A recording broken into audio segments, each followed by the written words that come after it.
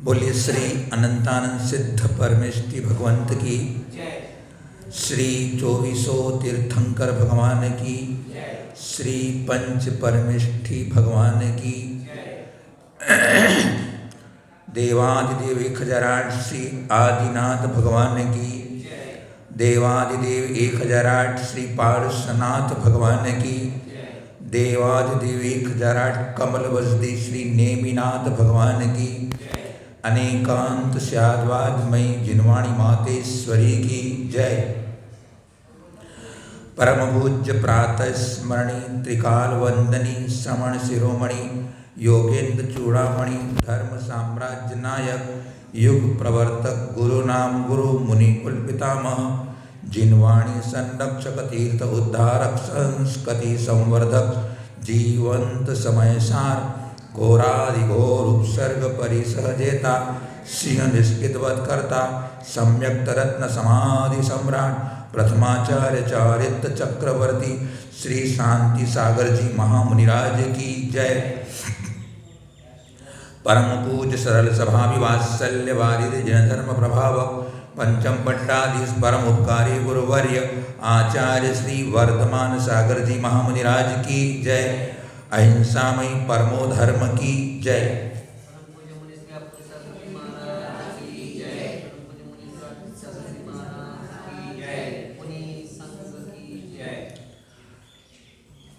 तज्जयति परम ज्योति समम समस्तैरनंत पर्यायै दर्पण तलैव सकला प्रतिफलति पदार्थ मालिका यत्र।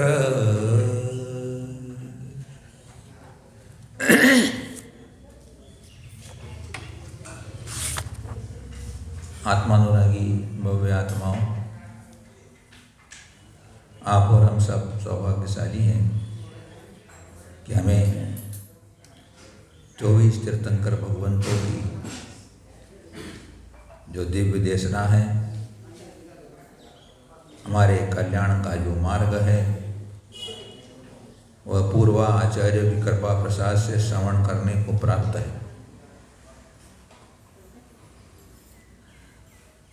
महर्षि अमृतचंद आचार्य देव ने संसार के दुखी प्राणियों को दुख से मुक्त करने के लिए, सच्चे सुख की प्राप्ति के लिए हमें पुरुषार्थ सिद्धि उपाय ग्रंथ के माध्यम से सच्चा और समीचीन मार्ग दिखाया है। रत्नत्रय धर्म की व्याख्या चल रही है ग्रंथ के अंतर्गत। सम्यक दर्शन और सम्यक ज्ञान का बहुत अच्छी तरीक़े से निश्चय और व्यवहार नयों का सामंजस्य बिठा करके अपन अज्ञानी जीवों को सद्बोध दिया है। सम्यक चारित्र का प्रकरण चल रहा है और सम्यक चारित्र के अंतर्गत जो व्यवहार चारित्र है, जो कि निश्चय चारित्र का कारण होता है, उस व्यवहार चारित्र के अंतर्गत 5 पापों का त्याग करना चारित्र व्यवहार चारित्र कहलाता है। उसमें अपन यहाँ परिग्रह त्याग की चर्चा अपन कर रहे हैं। परिग्रह त्याग के अंतर्गत कल अपन ने यह सब बैठ करके जाना था कि सर्वप्रथम जो तत्वार्थ में अश्रद्धान को उत्पन्न करने वाला जो मिथ्यात्व रूप परिणाम है, उसे हमें त्याग करना है। और उसके साथ जो 4 कषाय हैं, अनंतानुबंधी, अप्रत्याख्यान, प्रत्याख्यान और संजलन, उनमें से प्रथम कषाय अनंतानुबंधी जो कि सम्यक दर्शन का विघात करने वाली है, सम्यक दर्शन को चुराने वाली है, उसका भी हमें त्याग करना है।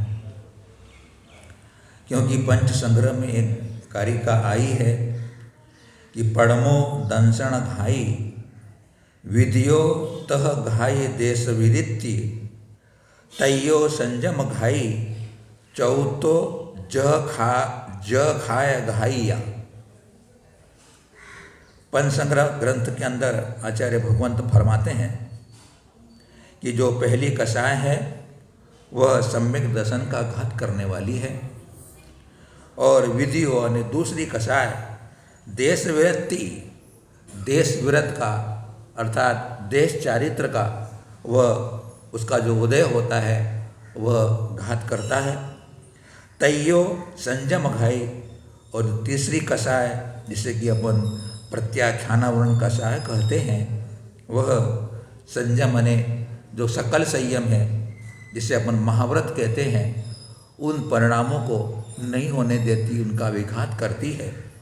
और चौथो अर्थात जो संजनन कषाय है, जो कि संजन संयम के साथ जलती रहती है, ऐसे संजनन कषाय जहाँ खाए घाइया, जहाँ खादर यथाख्यात, यथाख्यात चारित्र उसका घात करती है। और यथाख्यात चारित्र का मतलब होता है कि जो आत्मा का शुद्ध स्वभाव है, वीतराग स्वभाव है, उसमें एकाग्रता को प्राप्त होने रूप जो निर्मल शुद्धात्मानुभूति रूप चारित्र होता है, जिसे अपन वीतराग चारित्र कहते हैं, उसको वो घात करने वाली होती है। तो कल पुण्य 125 नंबर की कारिका में जो हमारे देशवत को घात करने वाली अप्रत्याख्यानावरण कषाय थी, उसका भी अपन ने त्याग करने पर विचार कर लिया था, क्योंकि वह एक देश चारित्र को रोकने वाली होती। आज अपन 126 नंबर की कारिका पर विचार करते हैं, जिसमें कि जो शेष परिग्रह बच गया अपरा मिथ्यात्व और अनंतानुबंधी और अप्रत्याख्यान कषाय के त्याग करने के बाद उन शेष परिग्रह का त्याग करने का उपाय बताते हैं। निज शक्त्या शेषाणम सर्वेषामंतरंग संगानां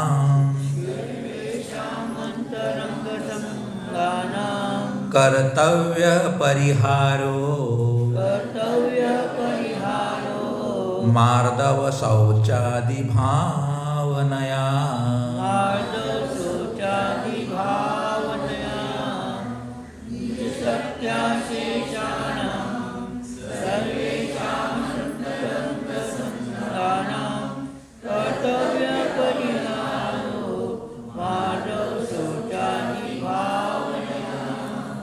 शेषाणाम सर्वेषाम अंतरंग संगानाम। शेष, शेषाणा माने शेष, सर्वेशा माने सभी, अंतरंग संगाना माने परिग्रहों का, शेष अंतरंग परिग्रहों का निज शक्त्या अपनी शक्ति के अनुसार मार्दव शौचादि भावनया, मार्दव और शौच आदि भावनाओं के द्वारा परिहार कर्तव्य त्याग कर देना चाहिए। तो अब बची अपनी, क्योंकि प्रत्याख्यानावरण कषाय जो कि सकल संयम नहीं होने देती, तो अपनी शक्ति अगर है उसका भी त्याग करें अपन। और उसके बाद में संजनन कषाय जो कि यथाख्यात तो घात रही है, उसकी भी शक्ति सामर्थ्य है, तो उसके भी अपन विनाश करने में पुरुषार्थ को जगाएं। और हास्यादि कषाय तो उसमें गर्भिती है, ये तीनों कषाय है, ये चमचे होते, हास्य, रति, अरति, शोक, भय, जुगुप्सा, स्त्री वेद, पुरुष वेद, नपुंसक वेद, ये जो कषाय है ये ईसत कषाय है, नो कषाय है। इनको ईसत कषाय, नो कषाय इसलिए कहा कि डायरेक्ट घात नहीं करती है, डायरेक्ट वार नहीं करती है। ये अगर अनंतानुबंधी कषाय उदय में चल रही है तो वो उसके अनुरूप फल देती है। अब प्रत्याख्यान कषाय उदय चल रही है, उस रूप फल देती है। संजलन कषाय अगर मुनिराज को है तो उनको संजलन हास्य उतने डिग्री का आएगा। तो ये स्वयं अपना कोई अस्तित्व नहीं रखती है, जो मूल कषाय है अनंतानुबंधी आदि, इसलिए उनको कहा चमचे कहा। चमचे क्या करते हैं? नेता के पीछे पीछे चलते हैं, है ना। चमचे दो तरह के होते हैं, एक तो जो चेतन होता है, एक वो चमचा होता है, और एक होता है अचेतन चमचा होता है।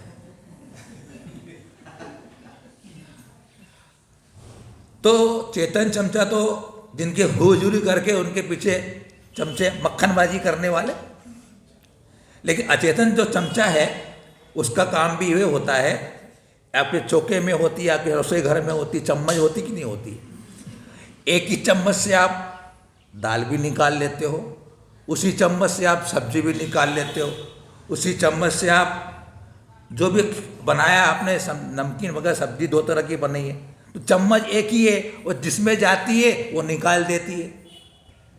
तो क्या हुआ, अनंतानुबंधी कसाय जो है अगर उसमें गई है दाल के अंदर, तो दाल के साथ फल दे देगी वो। कसाय कौन सी अनंतानुबंधी है, 4 तरह की सब्जियां जो अपने कौन सी 9 कसाय है, 4 तरह की सब्जियां अपनी क्या हो गई 9 कसाय, चम्मच एक ही है, वो चम्मच सबको निकाल के दे रहे कि नहीं दे रहे। तो अनंतानुबंधी अपना हाथ से रहती रहती सबको निकाल के देती, उनके पीछे पीछे चलती है वाली।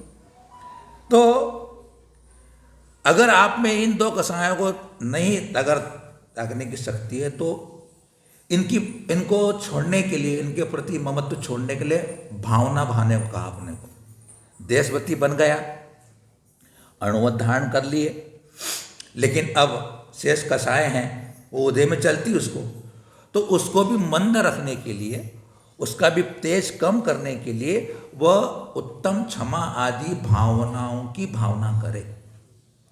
मतलब क्या हुआ कि अगर मुझे क्रोध की परिणति को कम करना है तो मैं क्षमा भाव धारण करूं, अर्थात मैं किसी भी परिस्थिति में चिंतन करेंगे। भावना देखो आप, भावना के भाने से परिणामों में दृढ़ता आती। नंबर 1, भावना क्यों भाना, परिणामों के अंदर दृढ़ता आती है। भावना का मतलब बार बार विचार करना, बार बार चिंतन करना, बार बार स्मरण करना, बार बार उसी को याद करना। तो उसको बार बार विचार करने से क्या होता है, दृढ़ता आती है एवं विशेष निर्मलता भी आती है। विशेष निर्मलता भी भावनाओं को भाने से आती है, और इसलिए भावनाओं को भावने से कसायों की वासना छुड़ाने में वह सहयोग करती है। कसायों की भावना वासना जो होती है उसको मंद करने के लिए, कम करने के लिए भावनाओं का चिंतन करना हमको सहयोग करता है। तो क्रोध अहितकारी है, क्रोध मेरे आत्मा को जला देता है, मेरे धर्मों को नष्ट कर देता है, उससे दूसरे का भी नुकसान होता है, मेरा भी अहित होता है। इस प्रकार के उस क्रोध के दोषों को विचार करके और क्षमा धारण करने में शांति होती है। क्षमा धारण करने से मेरा धर्म सुरक्षित रहता है। क्षमा धारण करने से सब जगह आपस में मैत्री का, प्रेम का भाव होता है, सहिष्णुता बढ़ती है। ऐसा चिंतन करेंगे अपन तो क्षमा भाव दृढ़ होगा मेरा। मान कसाय के लिए कहा है कि तुम विनय का भाव रखो, नम्रता का भाव रखो, है ना, कोमलता का भाव रखो। कोमल भाव रखूंगा मैं, किसी के प्रति मैं कठोर नहीं होऊंगा, ऐसा विचार करेंगे तो मेरे अंदर जो होगा मार्दव धर्म आएगा। उसके बाद में अपने पास आता है आर्जव धर्म आता है, सरलता का भाव रखूंगा मैं। अपने जीवन को सरल बनाना बहुत कठिन काम, तो चिंतन करेंगे सरलता और सहजता अपने जीवन में होनी चाहिए, बहुत इजी होना चाहिए, अपना इजी वे होना चाहिए, इजी थे। लेकिन हम किसी बात को करेंगे जरूर, लेकिन थोड़ा टेढ़ा करके करेंगे। कोई काम करना भी होगा, बात करनी भी होगी, ठीक है देखता हूँ, विचार करता हूँ, करना तो है लेकिन ऐसा बोल के करेंगे अपन। तो ऐसा जो एक प्रकार की अपनी वक्रता है, करना है सीधी सरलता की बात, हाँ भाई ठीक है। सरल जीवन होना, अपने जीवन को अच्छा बनाना है। अगर अपने जीवन में सरलता है, जितनी अपनी भूमिका के अनुसार सरलता रहेगी, तो जितनी सरलता अपने जीवन में होती है उतनी सगुनता भी, शांति भी अपने जीवन में रहती है। और अगर उनको छल कर लेते हैं तो कहीं न कहीं उसके अपने अंदर शंकाएँ, चिंताएँ चलती रहती है। तो सरलता को अपन आर्जव धर्म से अपन अपने जीवन में लाएंगे तो वक्रता निकल जाएगी। उसके बाद में संतोष आ जाता अपने अंदर, शौच धर्म से संतोष धर्म आ जाता है। संतोषता मतलब जो है ठीक है, नहीं मिला कोई बात नहीं, मिल गया है पुण्य की बात थी, कहाँ रहने वाला है, संतोष रखो। अभाव में कुलना नहीं, भाव में हर्षित नहीं होना। दो चीजें होती है, भाव अभाव। भाव ने सद्भाव, अपने पास है, हर्षित नहीं होना, नहीं आया है, नहीं है, अभाव है, तो उसके लिए अपने कलुषित नहीं होना, संतोष रखना। तो हम ऐसी भावना करेंगे तो, क्योंकि ऐसा पुण्य पाप का खेला है, इसमें अपने को किसी के प्रति बुरे अच्छे भाव करने से क्या मतलब, ऐसा विचार करके संतोष लाने के भाव करना चाहिए। सत्य वचन बोलूँगा, मैं झूठ नहीं बोलूँगा। जितनी अधिक परिस्थिति मेरी बनेगी, हर हालात में मैं सत्य बोलने का पुरुषार्थ जगाऊंगा। चिंतन करना अपने को, भावना भाएंगे तो मन में दृढ़ता बढ़ती चली जाती है। अच्छी चीज के लिए उसको विचार करना पड़ता है, बुरी चीज के लिए विचार नहीं करना पड़ता है। उसके बाद में अपना आ गया संयम। संयम, मुझे असंयम से बचना है। संयम से मेरे आत्मा के धर्मों की रक्षा होती। संयम, तप के बिना तो आत्मशुद्धि होती नहीं, तप से कर्मों की निजरा होती है, ऐसा विचार करेंगे। उसके बाद में तप, त्याग मतलब जो मेरा अहित करने वाले हैं उन भावों को भी छोड़ूंगा, और जो वस्तु है, जो निमित्त मेरे को बुरा काम में ले जाने वाले हो, तो निमित्तों को भी छोड़ूंगा मैं। ऐसा वो त्याग भावना के चिंतन करें। उसके बाद त्याग, उसके बाद अकिंचन्य, मेरा कुछ भी नहीं है, मेरा कोई नहीं है, मेरा कुछ भी नहीं है, मैं तो अकेला हूँ। देखो आप, बाबूजी को समझ में आ गया, एक ही बार में उन्होंने बिल्कुल ये दिया, मेरा कोई नहीं है, एक ही बार, मेरा कोई नहीं, मैं अकेला हूँ, मेरा साथ कोई नहीं देता है। एक ही बार में समझ में आ गया आदमी को। देखो आप, समझ में आ जाता है, बहुत बड़ी बात है। जिसको समझ में आया उसने तो मुंडी हिलाई, बाकी सबने कहा मुंडी हिलाई। क्यों बाबू जी?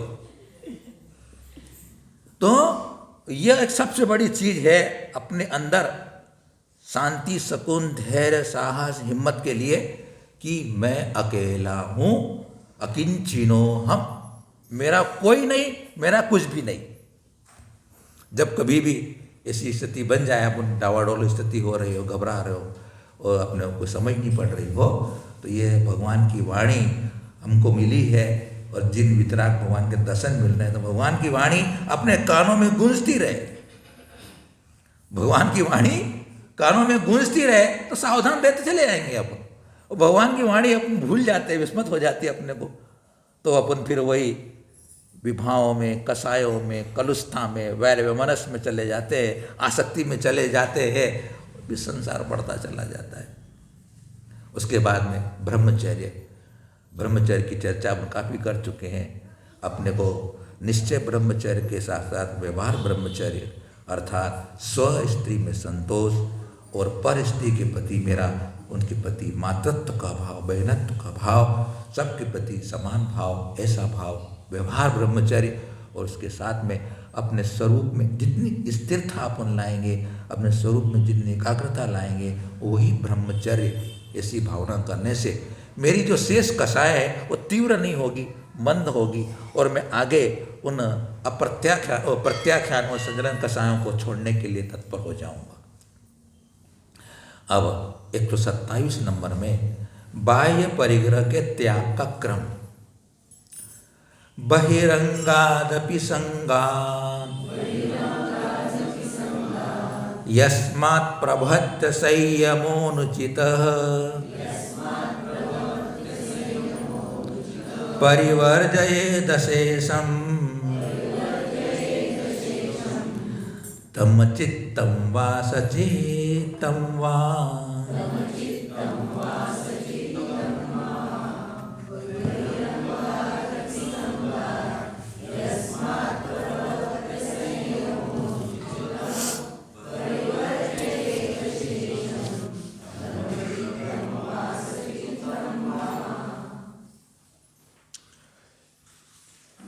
यस्मात् बहिरंगात अपि संगात।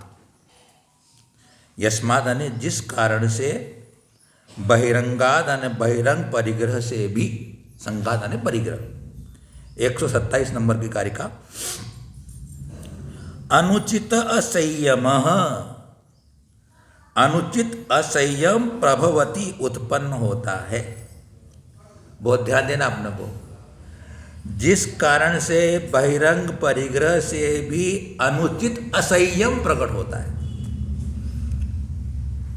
इसलिए तम अचित्तम व सचित्तम व, उस अचित्त अथवा सचित्त अशेषम समस्त परिग्रह को परिवर्जयेत, छोड़ देना चाहिए। जो अपने काम का नहीं है, अपने प्रयोजन का नहीं है, अपने उपयोग में नहीं आने वाला है, ऐसा जो बहिरंग परिग्रह, 10 प्रकार का बहिरंग परिग्रह की चर्चा आप जानती हैं। मकान है, दुकान है, प्लाट है, बंगला है, गाड़ी है, घोड़ा है, क्षेत्र है, प्लाट है, बताया ना, प्लाट आ गया उसके अंदर, सोना चांदी है, नौकर चाकर है, धन धान्य है, आदि सब। तो जो आपके काम का नहीं, जिनसे कोई आपको प्रयोजन नहीं, जो कभी को उपयोग में आने वाले नहीं है, जो कि अनुचित असंयम के कारण, मतलब बहिरंग परिग्रह रखने से असंयम होता है। जितना बहिरंग परिग्रह ज्यादा होगा उतना असंयम होगा। असंयम का मतलब क्या होगा? पाप होगा। असंयम का मतलब क्या होगा? पाप होगा। काम का है तो कोई बात नहीं है, वो तो जो अनुचित है, जो तुम्हारे काम का नहीं है, उसको तो आप छोड़ दो, उसको त्याग कर दो। पीओ ने पहले चर्चा की थी अपन ने, दिवाली में सामान निकलता है, अरे यार कभी काम आएगा, रख लो कोई ये वाला, तो बोले अभी तो यार ये जो काम में आ जाएगा ना, अभी काम में आने वाला नहीं, नहीं आएगा भी नहीं, फिर भी वो जो ममता बनी काम में आएगा, वो तो बिना काम का वाला भी परिग्रह हो गया।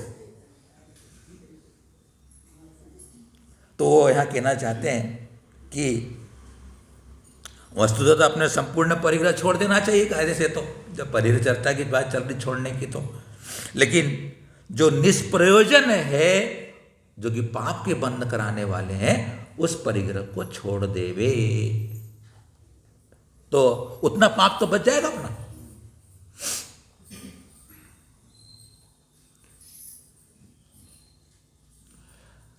अगर बहिरंग परिग्रह में सबसे ज्यादा अगर प्रिय है तो धन है। बहिरंग परिग्रह में प्रिय क्या है? और धन है। और इस धन के पीछे आदमी बेईमानी करता है, काला बाजारी करता है, धोखाधड़ी करता है, इस धन के पीछे ही करता है। और आजकल तो स्थिति ऐसी हो गई है कि वह धन के अर्जन के पीछे ईमान और धर्म को ताक में रख देता है। ईमान और धर्म को ताक में रख देता है। औरों की बात जाने दो, वो भगवान से भी धोखाधड़ी कर लेता है। औरों की बात जान दो। कहानी है कि वर्षा नहीं हुई, किसान बड़ा परेशान हो रहा था, उसने भगवान की भक्ति करी। कहानी है, ऐसा नहीं है तो भगवान ऐसा करने लग जाए, ऐसी बात नहीं। भगवान की भक्ति करी, भगवान प्रसन्न हो गए।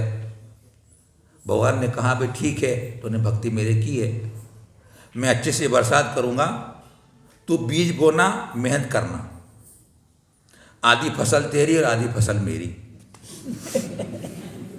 भगवान ने कहा भी है। अब देखो इंसान कैसी, यहाँ इस कहानी के अंदर देखना अपने, कैसी आदमी अपने अंदर बेईमानी करता है, धोखेबाजी करता है। तो राजी, किसान भी राजी हो गया, बोले वाह भगवान हमने बरसात करेंगे। उन्होंने कहा ठीक है, आधी फसल तुम्हारी, आधी फसल मेरी। और उस किसान ने क्या करा मालूम है आपको? तो बोले मैं फसल तो बोऊंगा। तो बोले भगवान को बोला तुम क्या लोगे? बोले मैं ऊपर की फसल लेऊंगा। भगवान ने बोला ठीक है। अब किसान खेत में गया और उसने मूंगफली बो दी। मूंगफली बो दी, बरसात हुई बराबर, फसल अच्छे से आ गई।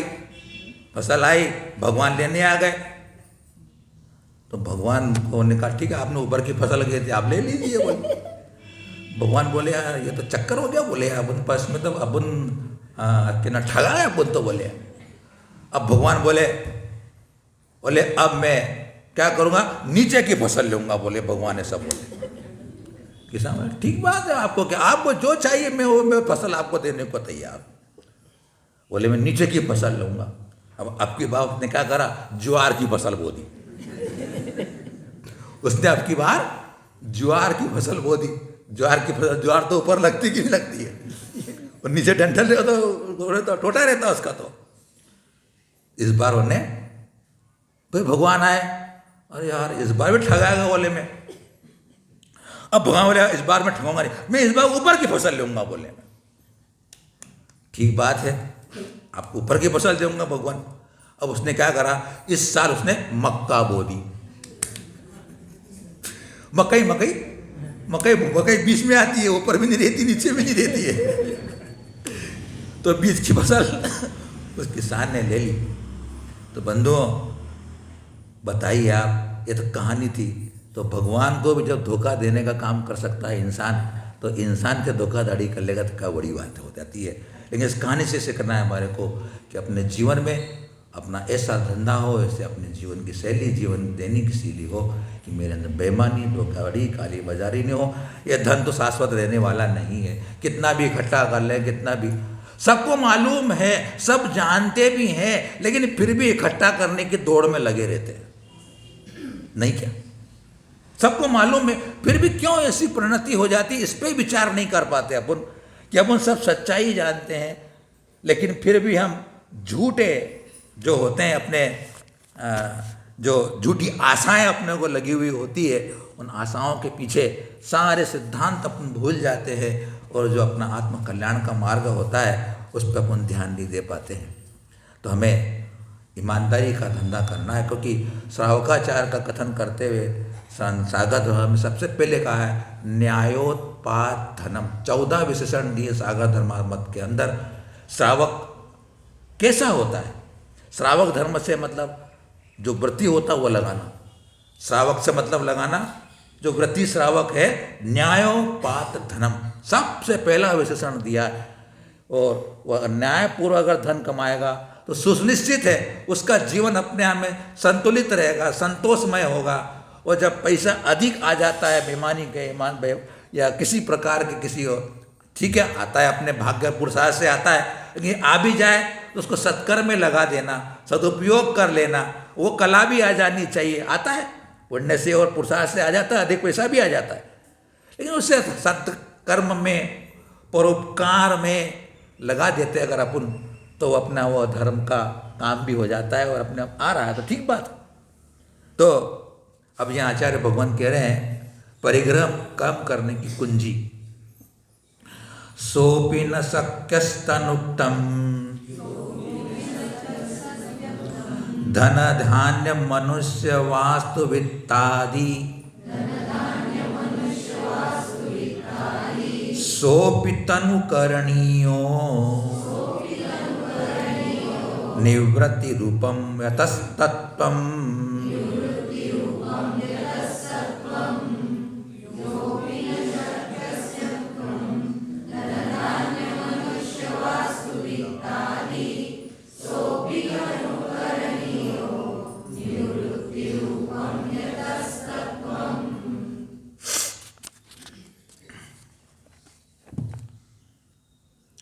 तो अनुचित परिग्रह का भी त्याग करने में असमर्थ हैं, तो उनके लिए और बता रहे हैं क्या करना चाहिए उसको।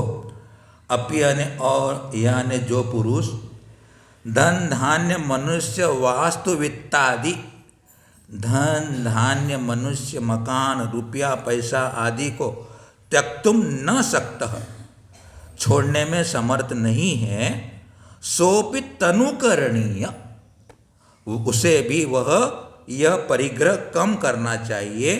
यत क्योंकि तत्वम निर्वृत्ति रूपम, आत्मा का स्वरूप तो त्याग रूप है। मतलब अब जो आपके पास है, जो कि प्रयोजन भूत है, काम में आने वाला है, उसको भी अब वह कम करे, मतलब परिग्रह का परिमाण कर ले। क्योंकि अणुवत की चर्चा चल रही है, श्रावक के 12 वतों की चर्चा चल रही है, तो परिग्रह परिमाणवत की चर्चा के अंतर्गत पहले परिग्रह के सब पाप बता दिए, सब दोष बता दिए। अब परिग्रह के लिए, परिमाण के लिए क्या कह रहे हैं कि जो तुम्हारे अपने जीवन में उपयोग में आने वाले पदार्थ हैं, जिससे कि अपने जीवन में चलते हैं, अब उनको भी आप कम कर लें, उनकी सीमा कर लें। अपने को रहने के लिए मकान एक चाहिए, एक मकान की सीमा रख लें अपने पास। अपने पास अगर दुकान एक अपनी है, एक दुकान रख लें अपन। फैक्ट्री अगर एक है तो एक फैक्ट्री रख लें। 2 फैक्ट्री हो जाएगी तो उसका मालिक मैं नहीं रहूँगा, मेरा बेटा संभालेगा। हो सकता है 2 फैक्ट्री हो जाए, क्योंकि लोभ तो कभी कम होता ही नहीं किसी आदमी का। एक फैक्ट्री के बाद 2 फैक्ट्री का मन तो हो ही जाता है।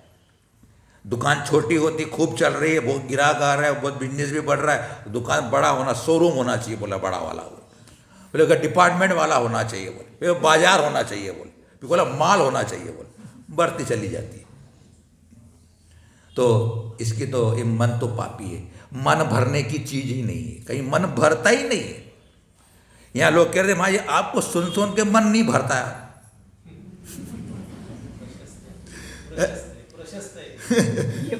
लेकिन वहाँ भी उसमें भी मन नहीं भरता है, क्योंकि मन भरने की चीज नहीं है, क्योंकि मन का कोई पेंदा नहीं है। मन का पेंदा नहीं है, मन का पेंदा नहीं होने से भरता ही नहीं हो, तो आएगा अशुभ में जानने के लिए बात कर रहा हूँ मैं। तो मन तो कभी भरेगा नहीं संसार की बातों से। एक किताब पढ़ रहे थे, उसमें उन्होंने लिखा है कि हमें यह बताओ, लिख के बताओ कि आपने जितनी भी अपने सुख साधन की सामग्री जुटाई, भौतिक संसाधन जुटाए, जो भी आपके पास परिग्रह है, जिन जिन को भी जितना जितना कैसा कैसा सुख मिला हो, हमको लिख के देना। बोले कहानी में पढ़ा मैंने, क्या कहा, जो जो भी आपको आपके जीवन में जितना जितना आपने संग्रह किया है, उससे जो जो सुख मिले हो हमको लिख के बताओ। तो लिख के ला सकते हो आप कि आपको क्या क्या सुख मिला, आपने साधन सामग्री जुटाई है तो। साधन सामग्री जुटाई, आपने घर में जो भी था, पहले अपने घर में क्या था, घट्टी पीसते थे, घट्टी पीसते थे, सारा शरीर हिलता था, डुलता था, स्वस्थ रहता था। अब तुम्हारे घर घर में चक्की आ गई। पहले बाजार में जाते थे पुराने समय में पीसने के लिए, अब तो घर घर में चक्की अपने हो गई है आटा पीसने की। आटा पीसते हो, क्यों पीसते हो? तुमने हाँ कह दिया, मैंने कह दिया तो आटा पीस बोले ही आटा पीसाने जा रहे। तो घर घर में अब क्या हुआ, जब चाहिए जब आटा, अपना हिलना ना ढुलना, कुछ भी डाल दो, अपना काम करते रहो, अपने आप बंद भी हो जाएगी मशीन है। पहले पानी भर के लाते थे तो सब कुछ परिश्रम होता था, स्वस्थ रहते थे। पहले बैठे बैठे रसोई बनाती चूल्हे के अंदर, सिगड़ी के अंदर, तो 10 बार उठना पड़ता सामान लेने धरने के लिए। अब स्टार्टिंग किचन, अब स्टार्टिंग किचन चाहिए, ना उठना ना बैठना, घुटने भी दर्द करने लग गए, कमर भी दर्द करने लग गई। क्यों? तो जितने साधन बढ़े उतनी दुख बढ़ गए। हमारे कहने का मतलब, पहले लोग गाड़ियाँ इतनी नहीं रखते थे, मोटरसाइकिलें भी नहीं थी, साइकिल चलती थी पहले, साइकिल चलती तो परिश्रम होता था हैं। अब किसी व्यक्ति को यहाँ जाना तो गाड़ी लेके जाता है वो। अब बताइए मुझे, आप इतनी सुविधा आपने जुटा करके कितना आप सुख पा रहे हैं, ये देखने की बात है। आयुर्वेद कहता है कि जब जब भी आप सोच करो, बैठ के करोगे और लघु शंका बैठ के करोगे, आपको इस संबंधी बीमारी नहीं होगी। तब वो सब खड़े खड़े करते हो तो बीमारी होने लग गई। साधु जन सब भी बैठ के करते हैं, संयम है, विज्ञान है, धर्म विज्ञान है अपना। अब कबोर्ड तुम्हारे आ गए, अब वो कबोर्ड का कारण भी अब तुम्हारा पेट साफ बराबर होता ही नहीं, नीचे बैठ के बोलो पूरा पेट साफ हो जाता है। तो जितनी सुविधाएं जुटाई है उससे अपने दुख ही बढ़े हैं, सुख नहीं बढ़ा है। फिर भी झूठी आशा है, ये सब ले लूंगा तो मुझे सुख हो जाएगी। भ्रम बना हुआ अपने को कि जितने साधन सामग्री उतना मैं सुखी रहूंगा, यह भ्रम अपना मिट नहीं रहा है। जब तक ये भ्रम मिटेगा नहीं, तब तक परिग्रह का त्याग भी नहीं होने वाला, परिग्रह की सीमा भी नहीं होने वाली है। तो लिख के लाना क्या क्या सुख मिला। उसमें कहानी में लिखा है, बेटा जवान हो गया, शादी के लायक हो गया, तो माता कहती है, माँ कहती है कि माँ बेटा शादी कर ले तू, बोले। तो माँ को कहता है, बेटा माँ मुझे ये बता दो कि तुझे शादी करने में कितना कितना सुख क्या मिला, मुझे बता। तो माँ, वो क्या बेटा ऐसे कैसी बात करता है, तू बोले बता, तेरे को शादी करने का तू बोल रहे, ऐसा बोल रहा है। फिर क्या हुआ, माँ ने अपने भाई को कहा कि समझा तेरे भांजे को, बोले है ना, मामा को होगा, मामा आया, मामा को ने वही सवाल किया, मामा ये बोझा मुझे कि आपने शादी करी तो आपको क्या सुख मिला, मुझे बता तो मैं शादी कर लूंगा, बोले मैं। तो 3 दिन तक वो घर गया मामा अपने, घर में जाके वो सोच में पड़ गया। भांजे ने पूछा यार, बोले कि यार क्या क्या सुख पिया, सुख मुझे सुख पाया, 3 दिन हो गए, पत्नी परेशान हो गई, क्या बात है, कुछ बोलते नहीं, चालते नहीं है और कुछ बताते भी नहीं है। जब घर में गया तो मामी पूछती क्या बात है, मामी बोलती कि बेटा ते मामा को क्या हो गया। तो मैंने इनको कहा था कि तुमको क्या क्या सुख मिला शादी होने के बाद, इसलिए मैंने को प्रश्न दे दिया था, इसलिए वो चिंता में पड़े होंगे। तो बताओ, कोई भी बताने को तैयार नहीं कि मेरे को सुख मिला शादी करने के बाद। तो बोले तुमको कुछ सुख नहीं मिला तो मेरे को काहे को दुख में डालते हो, बोले यार। तो स्त्री परिग्रह है ना, मेरे बात कहने का मतलब ये है, स्त्री भी परिग्रह है। तो स्त्री परिग्रह को लाने के बाद व्यक्ति को सुख नहीं मिलता है, इसलिए उसको छोड़ना, अगर है भी तो आसक्ति कम कर देना। कहने का अब ये होगा, ठीक कर लिए, गलती कर ली, कोई बात नहीं, क्षमा कर दिया आपको। हम उधर कहते हैं कि जिसने शादी के लड्डू नहीं खाए वो पछताए, और जिसने शादी के लड्डू खाए वो पछताए। जिसने शादी के लाडू नहीं खाए वो पछताता है, और जिसने शादी कर ली उसके लाडू खाए वो पछताता है, अर्थात दोनों पछताते हैं। तो अब पछताने की बात नहीं, अब शादी कर ली है, अब कम से कम अपने जीवन को अनासक्त बनाए, थोड़ी इससे विरक्ति लाए, इस पाप से बचने का पुरुषार्थ करें, क्योंकि राग भाव हो जाता है। अपन यहाँ चर्चा चल रही अहिंसा धर्म की, और हम अहिंसा धर्म में अपने अंदर रागादिक भावों को घटाने का प्रेरणा बार बार दे रहे अपने को। परिग्रह तो भाई परे की चर्चा तो कर रहे, अंतरंग के भाव, मेरे रागादिक परिणाम को मुझे संभालना है, और राग का परिणाम ही मेरे स्वभाव का घात कर रहा है। तब पंक्ति क्या आई थी कि आत्मा का स्वभाव तो क्या है, त्याग रूप है। अब अपन अपनी आत्मा की बात चर्चा कर लेंगे, तो कि बाह्य परिग्रह अपना आत्मा का हो नहीं सकता है, अचेतन है, चेतन भी होगा तो वही अपना नहीं हो सकता है। तो आत्मा का स्वभाव त्याग रूप है, तो तू घटा करने में काय को लगाए। आत्मा का स्वभाव तो त्याग रूप है, निवृत्ति रूप है, कहा ना, निवृत्ति रूप कहा उन्होंने। निवृत्ति रूप आत्मा का स्वभाव है, तो स्वभाव की साधना कर, स्वभाव आत्मा का त्याग रूप है। तो जितना अपने पास है श्रावक धर्म का पालन करना है, उसमें कटौती करें, उसमें कमी करें, उसके प्रति आसक्ति को छोड़ें। घटा त्याग करने का मतलब क्या है, उसको छोड़ने के बाद उसके प्रति ममत भाव भी छोड़ देना, निवृत्ति होती चली जाए। अपना जीवन जितना अपना था, सब बेटे बेटी सब तैयार हो गए, सबकी शादी हो गई, सब अपने काम काज में लग गए। अपना जीवन और जो शेष बचा हुआ है वो अच्छे से निकले, शांति के साथ, अच्छाइयों के साथ, गुणवत्ता के साथ, धार्मिकता के साथ, सज्जनता के साथ अपना जीवन निकले, तो भी अपने जीवन की सार्थकता है।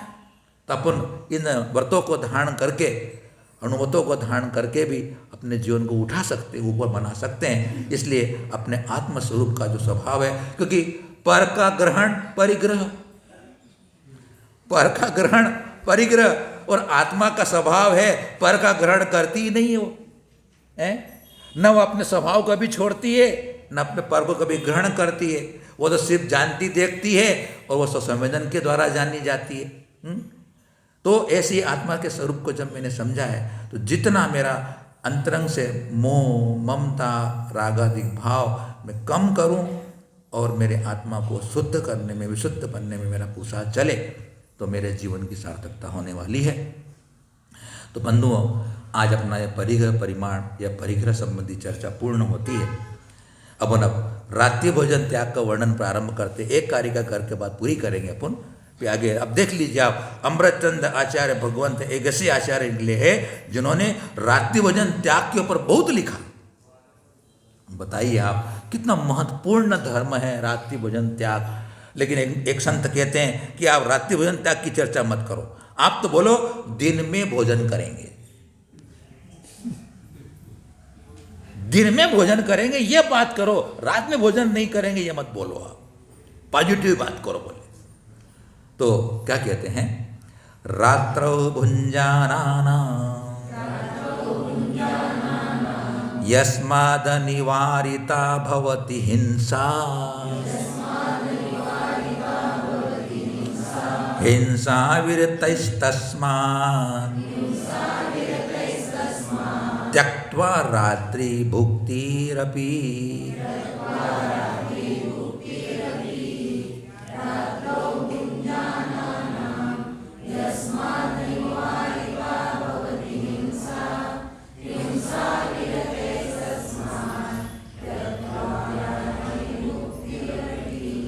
अभी तो अपन सुनते थे मुनियों के मुखारविंद से, पढ़ने में कम आता था, आज खुद अपन पढ़ रहे हैं कि रात्रि भोजन में क्या होता है। तो क्या कहते हैं, यस्मात्, जिस कारण से रात्रौ भुंजानाम, रात्रि में भोजन करने वालों के हिंसा अनिवार्यता भवति, उनको हिंसा अनिवार्य रूप से होती है, अनिवार्य हिंसा होगी। तस्मात्, इसलिए हिंसा वीर्यतई, हिंसा से विरक्त होने वाले पुरुषों को रात्रि भुक्ति अपि त्यक्त्वा, रात्रि भोजन भी छोड़ देना चाहिए। अगर मुझे अहिंसा की पालना करना है, अहिंसा धर्म को साधना है, मैं अहिंसा का पुजारी हूँ, अहिंसा के मेरे देव है, मेरे गुरु अहिंसक है, मैं उनका भक्त हूँ, तो मेरे जीवन में भी अहिंसा की पालना हो, तो ऐसा रात्रि में भोजन करने का मुझे त्याग करना चाहिए, क्योंकि उसमें हिंसा अनिवार्य है। कितना भी आप बचना चाहोगे, लाइट लगा लो, कुछ भी कर लो, उसमें हिंसा तो सुनिश्चित होने वाली है। अगर रात में भोजन कर रहे हैं अपन, तो उसमें रागादिक परिणाम है, तभी कर रहे हैं। हिंसा कौन सी चल रही है? दोनों हिंसा चल रही है, याद रखना। द्रव्य हिंसा, भाव हिंसा, दोनों की चर्चा चल रही है। इतना समन्वय बैठाने वाले आचार्य बहुत बहुत कम मिलते अपने, एक साथ दोनों बात करने वाले। भाव हिंसा भी होती है, द्रव्य हिंसा भी। कितने सारे बताते हैं कि सूर्य अस्त होने के बाद अनंत जीव हो जाते हैं, अनंत जीव। उसमें ऐसे जीव होते हैं जो भोजन के इच्छुक होते हैं, उनके अंदर ऐसी उनकी ऐसी प्रवृत्ति होती है, तो भोजन पे जाकर पड़ते हैं, वो गिरते हो। अब अनंत जीव में से भोजन में कितने गिरते होंगे? तो अभी तो चर्चा अपनी ही चलती है कि चलो ठीक है, जो थोड़े समर्थ हो गए हैं, जिनकी जिम्मेदारियां कम हो गई है, जिनको कि अब कोई जरूरी नहीं है कि हम रात में भोजन करें, उनको तो चारों प्रकार के आहार पानी का त्याग करना चाहिए। रात्रि भोजन त्याग व्रत का अर्थ समझ लेना, व्रत का, उसमें तो चारों प्रकार के आहार पानी का त्याग होता है। पाक्षिक श्रावक के लिए व्यवस्था रखी है कि उसे तांबुल, जल और दवाई लेने की व्यवस्था की, पाक्षिक श्रावक, वो भी यथा कदा की बात कही है। तो जो फल फ्रूट खाते हैं, मेवा खाते हैं, मिठाइयाँ खाते हैं, रात को बोले रात का मेरे अन्न का भोजन का त्याग है। सिंगोड़े का हलवा खाते हैं, आप क्या बोले, सिंगोड़े जो पानी में पैदा होता है ना, उसको सूखा करके उसका हलवा खाते हैं रात को। सिंगोड़े की आटे की खीर बनती है, उसकी सेव बनती है, उसके हलवा बनता है, क्या क्या नहीं बनता वो है। सब खाते रात में, रोटी नहीं खाते बस। वो 1-2-4 रुपये की रोटी छोड़ करके 40 रुपये के ड्राई फ्रूट्स खाएंगे। हाँ, 40 रुपये बोले, कहीं बस 100 ग्राम बादाम, काजू, मनुका, बस ये खाता हूँ, रोटी नहीं खाता हूँ। बंधुओं, वह खाना भी आसक्ति का द्योतक है, वह खाना भी राग की तीव्रता को बताने वाला है। खाया है, हो सकता है उसमें आपको हिंसा न हुई हो, द्रव्य हिंसा, लेकिन आपने रात में क्यों खाया है? वो राग के परिणाम से खाया है, वो राग का परिणाम हिंसा हो जाती है ना। तो अगर सामर्थ्य बढ़ाना है तो धीरे धीरे बढ़ाए। कई लोग ऐसे हैं जो कि महाराज को बड़ी आश्चर्य होती है कि उनका आहार लेने गए, उनके 15 दिन का नियम दे दिया था महाराज ने, 1 महीने का दिया था, क्या अगर जो भी दिया होगा वो तो 3 दिन रहा था, आया 28 दिन हो गए, 2 दिन बाद वो आया कि हमारा मेरा 1 महीना हो गया, कल बताइए, वो बोल नहीं आया कि भाई मेरा 1 महीना, कल से रात को रोटी खा लूँगा। अच्छा, मतलब वो बच्चा नहीं था। तो बंधुओं, अपन थोड़ा इस धर्म को सुनते हैं, समझ रहे हैं, जितनी अपनी सामर्थ्य। देखो आपको एक बात बता दूं, उसके अंदर पिछले कार्यक्रम में आया था ना, निशक्ति के अनुसार त्याग करने की बात कही गई है। तो आचार्य भगवान कहते हैं कि जो शक्ति होते हुए नहीं त्याग करते उनको क्या फल मिलता है? तो कहते हैं, पूवोत्तव गुणाणाम चुक्को जम तेण वंच्यु होई वीर्य निगुहि बंधदी मायम वीर्यंतरायम च। जिनमें तप, त्याग, व्रत आदि समय संयम धारण करने आदि की शक्ति है और वह उस शक्ति को छुपाता है, तो उसको वीर्यान्त्रय कर्म का बंध होता है। ओह, वीर्यान्त्रय कर्म का बंध होता है। अपनी शक्ति हो अगर हो और मैं छुपा रहा हूं, कर सकता हूं। अगर आपका पूरा एकदम मन नहीं बनता है तो धीरे धीरे कर लो। 1 साल का नियम ले लो, 6 महीने का नियम ले लो, 1 महीने का नियम ले लो। 1 महीने का नियम लेकर के भी साधना बढ़ जाती है। तो अभी अपन चलो दवाई और पानी की छूट, सही बात है, आज के ज़माने में बीमारियां बहुत सारी हो गई, क्या करोगे आप लोग। दवाई खाना जरूरी हो गया है। और आदमी इंसान दवाई से जी रहा है, सांस से नहीं जी रहा है वो। लेकिन विचार कर लेना कि जिन त्यागी तपस्वियों ने घर बार छोड़ के अपने आत्म मार्ग कल्याण का मार्ग पकड़ लिया है, वो भी तो बीमार पड़ते हैं, वो भी तो बीमार पड़ते हैं। उनका भी जीवन अच्छे से निकल रहा है कि नहीं निकल रहा है। जो कि रात को नहीं खाने वाले हैं, एक ही बार खाने वाले, अंतरा पालने वाले हैं, उनका भी जीवन चल रहा है कि नहीं चल रहा है। जब साहस घटने लगे, ऐसा थोड़ा चिंतन कर लेना, थोड़ा सा साहस घटता है, साहस बढ़ाने का चिंतन कर लें तो वह साधना। देखो अब सियार जैसा पशु भी चारों प्रकार के आहार पानी का त्याग कर अपने जीवन का उठान कर गया, पितृ का सेठ बन के मोक्ष चला गया। तो शक्ति है तो धीरे धीरे बढ़ा लो और अपने जीवन को, अगर तुम बहुत बड़े व्रत नहीं ले पाओगे तो ये व्रत का पालन कर लो कि रात में भोजन का त्याग, दिन में भोजन कर लूंगा मैं, तो भी अपने जीवन में बहुत बड़ी सार्थकता होती है। तो बंधुओं, आगे और अच्छे इसमें क्या क्या दोष आते हैं, कैसे कैसे बच सकते हैं रात्रि भोजन के संबंध में बहुत अच्छी चर्चा आएगी। इस तरह आज अपन यहाँ विराम लेंगे। आप सबके लिए शुभकामनाएं हैं, शुभ आशीर्वाद है कि आप सबको सुख शांति समृद्धि आरोग्यता की प्राप्ति हो और आप सब मोक्ष मार्ग पर बढ़ें। इन्हीं मंगल भावनाओं के साथ आप सबके सुख समा